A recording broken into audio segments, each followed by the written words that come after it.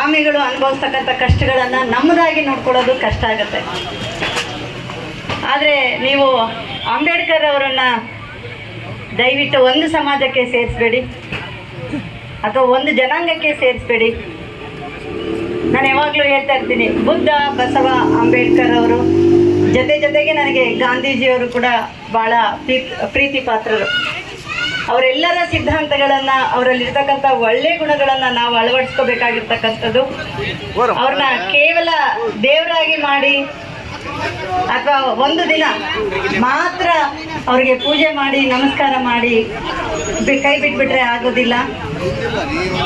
ನಾನು ವಿಶೇಷವಾಗಿ ಮಹಿಳೆಯಾಗಿ ಹೇಳಬೇಕಂದ್ರೆ, ಇವತ್ತು ಸ್ಟೇಜ್ ಮೇಲೆ ನನ್ನ ಮತ್ತು ನಿರೂಪಕಿನ ಬಿಟ್ಟರೆ ಮತ್ತೆ ಬೇರೆ ಯಾವ ಮಹಿಳೆಯರು ಇಲ್ಲ. ಅದು ಕೂಡ ದುಃಖಕರವಾಗಿರ್ತಕ್ಕಂಥದ್ದೇ. ಮಹಿಳೆಯರಿಗೆ ಸಮಪಾಲು ಬೇಕಂತೇಳಿ, ಮಹಿಳೆಯರು ಕೂಡ ಮತದಾನವನ್ನು ಮಾಡಬೇಕಂತೇಳಿ ಹೇಳ್ತಕ್ಕಂಥವ್ರು ಡಾಕ್ಟರ್ ಅಂಬೇಡ್ಕರ್ ಅವರು. ಅಂಬೇಡ್ಕರ್ ಅವರ ಸಂವಿಧಾನದಲ್ಲಿ ಮಹಿಳೆಯರಿಗೆ ಮತದಾನದ ಹಕ್ಕನ್ನು ನೀಡಲಿಲ್ಲ ಅಂದಿದ್ರೆ ನಾವು ರಾಜಕೀಯವಾಗಿ, ಸಾಮಾಜಿಕವಾಗಿ, ಆರ್ಥಿಕವಾಗಿ ಇಲ್ಲಿ ಬೆಳೆಯೋಕ್ಕೆ ಸಾಧ್ಯ ಆಗ್ತಾ ಇರಲಿಲ್ಲ. ಹಾಗಾಗಿ ನಾನು ಯಾವತ್ತೂ ಅಂಬೇಡ್ಕರ್ ಅವರಿಗೆ ಚಿರಋಣಿಯಾಗಿರ್ತೀನಿ. ಹಾಗೆ ಅನೇಕ ಕಡೆ ನಾವು ಪ್ರಸ್ತಾಪ ಮಾಡ್ತಾ ಇರ್ತೀವಿ.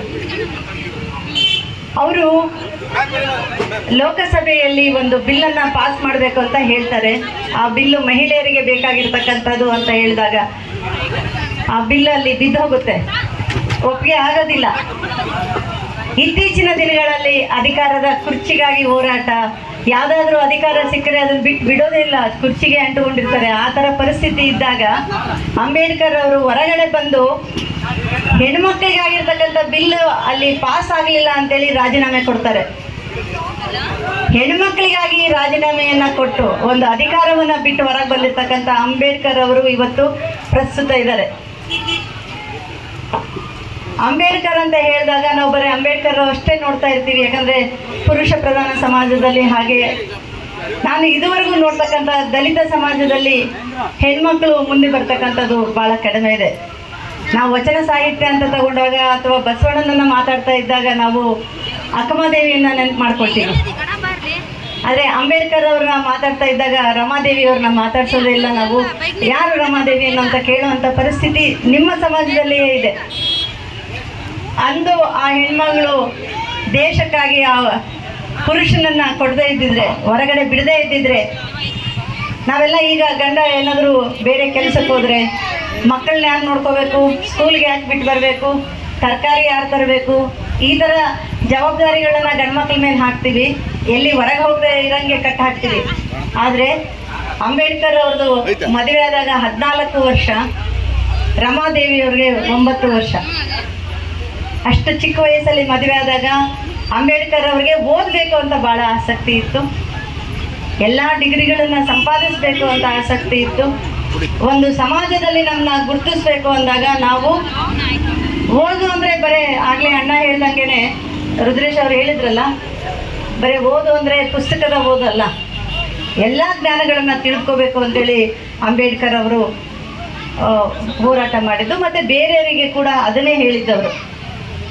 ಹೆಚ್ಚು ಎಲ್ಲರೂ ತಮ್ಮ ಭಾಷಣದಲ್ಲಿ ಹೇಳ್ತಾರೆ, 100 ದೇವಾಲಯಗಳ ಗಂಟೆಯ ಶಬ್ದಕ್ಕಿಂತ ಶಾಲೆಯ ಗಂಟೆಯ ಶಬ್ದ ಮುಖ್ಯ ಅಂತ. ಆದರೆ ನಾನು ಇಲ್ಲಿ ಕೇಳೋಕ್ಕೆ ಇಷ್ಟಪಡ್ತೀನಿ, ನಿಮ್ಮ ಜನಾಂಗದಲ್ಲಿ ಎಷ್ಟು ಜನ IAS KS ಆಫೀಸರ್ಸ್ ಇದ್ದೀರಾ, ಅಥವಾ ದೊಡ್ಡ ಮಟ್ಟದಲ್ಲಿ ರಾಜಕೀಯವಾಗಿ ನಿಮಗೆ ಮೀಸಲಾತಿ ಸಿಕ್ಕಿರೋದ್ರಿಂದ ದೊಡ್ಡ ಮಟ್ಟದಲ್ಲಿ ಇದ್ದೀರಾ. ಆದರೆ ಶೈಕ್ಷಣಿಕವಾಗಿ ತುಂಬ ಕಡಿಮೆ. ನೀವು ನಿಮ್ಮ ಸಮಾಜದಲ್ಲಿ ನಾನು ನೋಡುವಂಗೆ 16-18 ವರ್ಷಕ್ಕೆಲ್ಲ ಹೆಣ್ಮಕ್ಳು ಮದುವೆ ಮಾಡಿಬಿಡ್ತೀರಾ.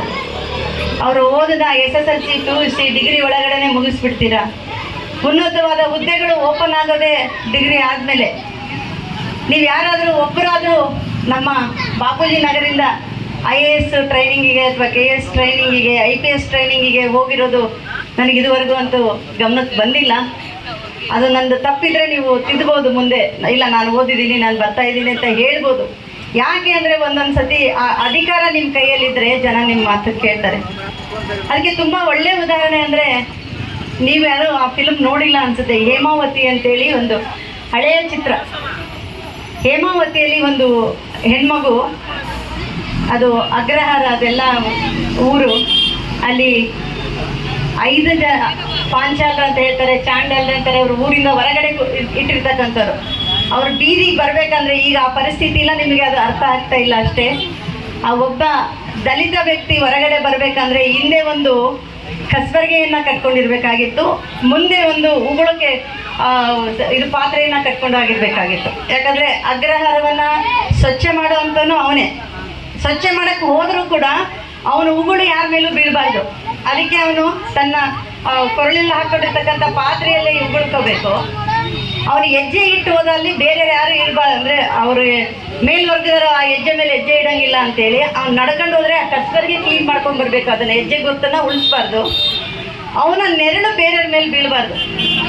ಈ ರೀತಿಯ ಪದ್ಧತಿಗಳೆಲ್ಲ ಇದ್ದಾಗ ಆ ಹೇಮಾವತಿ ಅಂತ ಚಿತ್ರದಲ್ಲಿ ಒಂದು ಮಗು, ಹೆಣ್ಮಗು ಸ್ವತಂತ್ರವಾಗಿ ಓಡಾಡಿದಾಗ ಅಲ್ಲಿರ್ತಕ್ಕಂಥ ಅಗ್ರಹಾರದ ಜನಗಳು ಅವಳ ಬೈದು ಹೊರಗಡೆ ಹಾಕ್ತಾರೆ. ಅವಳು ಊರು ಬಿಟ್ಟು ಹೊರಗಡೆ ಹೋಗ್ತಾಳೆ, ಅವರ ಫ್ಯಾಮಿಲಿ ಎಲ್ಲ ಹೊರಗಡೆ ಹೋಗುತ್ತೆ. ಸುಮಾರು 15-20 ವರ್ಷ ಆದಮೇಲೆ ಆ ದೇವಾಲಯದ ಪೂಜೆ ನಡೀತಾ ಇದ್ದಾಗ ತುಂಬ ವಿದ್ವಾನ್, ಸಂಗೀತದಲ್ಲಿ ತುಂಬ ಪ್ರಾಮುಖ್ಯತೆಯನ್ನು ಪಡೆದಿರ್ತಕ್ಕಂಥ, ಇಡೀ ಕರ್ನಾಟಕದಲ್ಲಿ ದೇಶದಲ್ಲಿ ಪ್ರಾಮುಖ್ಯತೆಯನ್ನು ಪಡೆದಿರ್ತಕ್ಕಂಥ ಒಂದು ಹೆಣ್ಮಗಳು ಬಂದು ಹಾಡು ಹೇಳ್ತಾ ಇರ್ತಾಳೆ ದೇವಸ್ಥಾನದಲ್ಲಿ.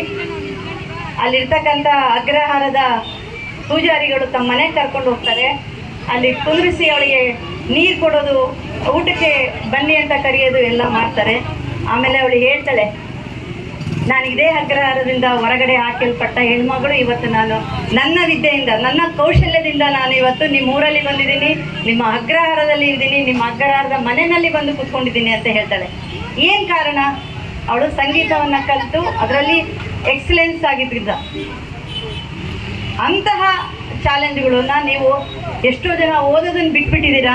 ನನಗದು ಒಂದು ರೀತಿಯಲ್ಲಿ ಶೋಷಣೀಯ ಇದು ಅಂತ ಹೇಳ್ಬೋದು. ಯಾಕಂದರೆ ನಾವೆಲ್ಲ ತಿಳ್ಕೊಂಡಿರೋದು ಅರ್ಧ ಚಿತ್ರಗಳನ್ನು ನೋಡಿ, ಪಿಕ್ಚರ್ಗಳನ್ನ ನೋಡಿ.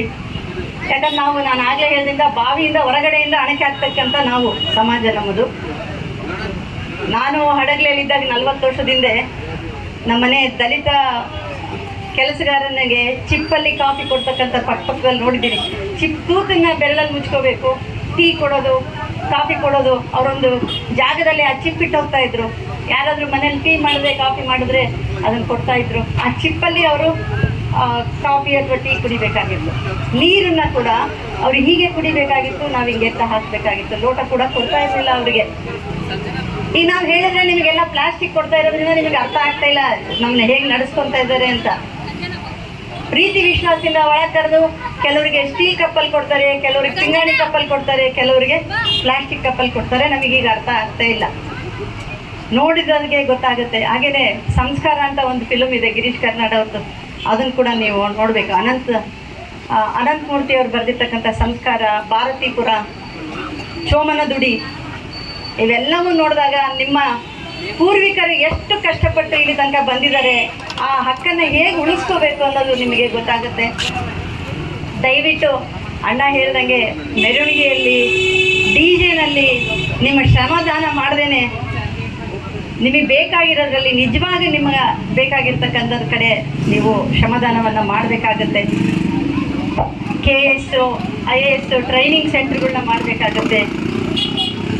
ನಾನು ಎಷ್ಟೋ ಕಡೆ ಹೇಳ್ತೀನಿ, ನಮಗೆ ಈ ಥರ ಶಾಲ್ ಹಾಕೋ ಬದ್ಲಿ ಅಥವಾ ಏನಾದರೂ ಬೇರೆ ಬೇರೆ ದುಡ್ಡನ್ನು ಖರ್ಚು ಮಾಡೋ ಬದ್ಲಿ ಅಂಬೇಡ್ಕರ್ ಅವರ ಚಿಕ್ಕ ಚಿಕ್ಕ ಪುಸ್ತಕಗಳನ್ನು ತಗೊಂಡು ಜನಗಳಿಗೆ ಹಂಚಿ, ಮುಂದಿನ ಜನಾಂಗ ಅಂಬೇಡ್ಕರ್ ಅಂದರೆ ಯಾರು ಅಂತ ಕೇಳಬಾರ್ದು, ಅವರಿಂದ ಎಲ್ಲ ಉಪಯೋಗಗಳನ್ನ ತಗೊಂಡು ಕೂಡ ಕೇಳಬಾರ್ದು. ಹಾಗೆ ಅಂಬೇಡ್ಕರ್ ಅವರು ಒಂದು ಕಡೆ ಕೋಟ್ ಮಾಡ್ತಾರೆ, ಸಂವಿಧಾನವನ್ನು ಯಾರು ದುರುಪಯೋಗ ಮಾಡಿಕೊಂಡ್ರು ಕೂಡ, ನಮ್ಮಲ್ಲಿರೋರು ಕೂಡ ದುರುಪಯೋಗ ಮಾಡಿಕೊಂಡ್ರೆ ಸಂವಿಧಾನವನ್ನು, ನಾನೇ ಮೊದಲನೇ ವ್ಯಕ್ತಿ ಆ ಸಂವಿಧಾನವನ್ನು ಸುಟ್ಟು ಹಾಕ್ತೀನಿ ಅಂತ ಹೇಳ್ತಾರೆ. ಅದರರ್ಥ ನಿಮ್ಮನ್ನ ದುರುಪಯೋಗ ಯಾರು ಮಾಡ್ಕೊಳ್ತಾ ಇದ್ದಾರೆ? ನಿಮ್ಮನ್ನ ಬರೀ ಹೋರಾಟಗಳಿಗೆ ಅಥವಾ ಯಾವುದೋ ಗಲಾಟೆಗೆ ಈ ನೀಲಿ ಶಾಲನ್ನು ಹಾಕೊಂಡು ಮುಂದೆ ಬನ್ನಿ ಅಂತ ಬಳಸ್ಕೊಳ್ಳೋದಕ್ಕಿಂತ ಎಜುಕೇಷನ್ ತಗೊಂಡು ಒಂದು ಒಳ್ಳೊಳ್ಳೆಯ ಹುದ್ದೆಗಳಲ್ಲಿ ನೀವು ಗುರುತಿಸ್ಕೊಳ್ಳೋದು ತುಂಬ ಒಳ್ಳೆಯದು. ಇದು ಕಾಂಪಿಟೇಷನ್ ಯುಗ ಆದರೂ ಕೂಡ ನೀವೆಲ್ಲರೂ ವಿದ್ಯಾವಂತರ ಆಗಬೇಕು ಅಂತ ಹೇಳ್ತಾ, ನನಗೆ ಈ ಸಭೆಯಲ್ಲಿ ಬಂದು ಮಾತಾಡೋಕ್ಕೆ ಅವಕಾಶ ಮಾಡಿಕೊಟ್ಟಿರ್ತಕ್ಕಂಥ ಎಲ್ಲ ಪದಾಧಿಕಾರಿಗಳಿಗೆ, ಯಾಕಂದರೆ ಇದು ನಂದು 2 ಅಥವಾ 3ನೇ ಸತಿ ಅನ್ಸುತ್ತೆ. ನಮಗೆ ಖುಷಿ ಆಗೋದೇನೆಂದರೆ ಅಂಬೇಡ್ಕರ್ ಬಗ್ಗೆ ನಮ್ಮಲ್ಲಿರ್ತಕ್ಕಂಥ ಅಭಿಪ್ರಾಯಗಳನ್ನ ಹಂಚ್ಕೊಳ್ಳೋಕ್ಕೆ ನೀವು ಅವಕಾಶ ಮಾಡಿಕೊಡ್ತೀರಾ ಮತ್ತು ತಾಳ್ಮೆಯಿಂದ ಕೇಳ್ತೀರಾ. ಆದರೂ ನನಗೆ ಸ್ವಲ್ಪ ಹೆಣ್ಮಕ್ಳ ಬಗ್ಗೆ ತುಂಬ ಅಸಮಾಧಾನ. ಇನ್ನೂ ಜಾಸ್ತಿ ಸಂಖ್ಯೆಯಲ್ಲಿ ಬರಬೇಕು, ಹೆಣ್ಮಕ್ಳು ತಿಳ್ಕೋಬೇಕು. ಒಂದು ಸಂಸ್ಕೃತಿಯನ್ನು ಇನ್ನೊಂದು ಜನಾಂಗ ಮುಂದಿನ ಪೀಳಿಗೆಗೆ ಕಳಿಸೋದಂದರೆ ಹೆಣ್ಮಕ್ಳೇ. ಇನ್ನು ಹೆಚ್ಚಿನ ಮಟ್ಟದಲ್ಲಿ ಬಂದು ಅಂಬೇಡ್ಕರ್ ಅವರಿಗೆ ಒಂದು ಧನ್ಯವಾದಗಳನ್ನ ತಿಳಿಸ್ಬೇಕಾಗುತ್ತೆ ನಾವು. ಹಾಗಾಗಿ ನೀವು ಯಾರು ಕರೆದ್ರು ನಾನು ಬರೋದು ಯಾಕೆ ಅಂದರೆ, ಹೆಣ್ಮಕ್ಳಿಗೆ ಇಲ್ಲಿ ನಿಂತ್ಕೊಂಡು ಮಾತಾಡೋಕ್ಕೆ ಅಧಿಕಾರ ಕೊಟ್ಟಿರ್ತಕ್ಕಂಥದ್ದೇ ಅಂಬೇಡ್ಕರ್ ಅವರು. ಅಂಬೇಡ್ಕರ್ ಅವರಿಗೋಸ್ಕರ ಅವ್ರು ಯಾವುದೇ, ನೀವು ಬರೀ ಒಂದು ಜನಾಂಗಕ್ಕೆ ಸೀಮಿತಪಡಿಸ್ಕೊಂಡ್ರೆ, ಈಗ ಬಸವಣ್ಣನಾದರೂ ಅಷ್ಟೇ, ಇನ್ನೊಬ್ರನ್ನಾದರೂ ಅಷ್ಟೇ, ಅವ್ರವ್ರ ಜನಾಂಗಕ್ಕೆ ಸೀಮಿತಪಡಿಸ್ಕೊಂಡ್ಬಿಟ್ಟಿದ್ದಾರೆ. ಇಲ್ಲ, ಇವ್ರನ್ನ ಕೂಡ ನಮಗೆ ಬೇಕಾಗಿರ್ತಕ್ಕಂಥವ್ರೆ. ಅದರಲ್ಲೂ ವಿಶೇಷವಾಗಿ ಹೆಣ್ಮಕ್ಳಿಗೆ ಅಂಬೇಡ್ಕರ್ ಅಂತವರು ಬೇಕಾಗಿರ್ತಕ್ಕಂಥದ್ದು. ಹಾಗಾಗಿ ಅವ್ರ ಬಗ್ಗೆ ನನ್ನ ಅಭಿಪ್ರಾಯಗಳನ್ನ ತಿಳಿಸ್ಕೊಳ್ಳೋಕ್ಕೆ ನೀವು ಕರೆದು ಮಾತಾಡೋಕ್ಕೆ ಅವಕಾಶ ಮಾಡಿಕೊಟ್ರಿ. ಬಿಸಿಲಿದ್ರು ಹಸಿವಿದ್ರು ನೀವೆಲ್ಲ ತಾಳ್ಮೆಯಿಂದ ಕೂತ್ಕೊಂಡು ಕೇಳ್ತಾ ಇದ್ದೀರಾ. ಅದಕ್ಕೆ ಮತ್ತೊಮ್ಮೆ ಎಲ್ಲರಿಗೂ ಧನ್ಯವಾದಗಳನ್ನು ತಿಳಿಸ್ತಾ, ವೇದಿಕೆ ಮೇಲೆ ಇರ್ತಕ್ಕಂಥ ಎಲ್ಲ ಗಣ್ಯಮಾನ್ಯರಿಗೂ ನನ್ನ ಧನ್ಯವಾದಗಳು.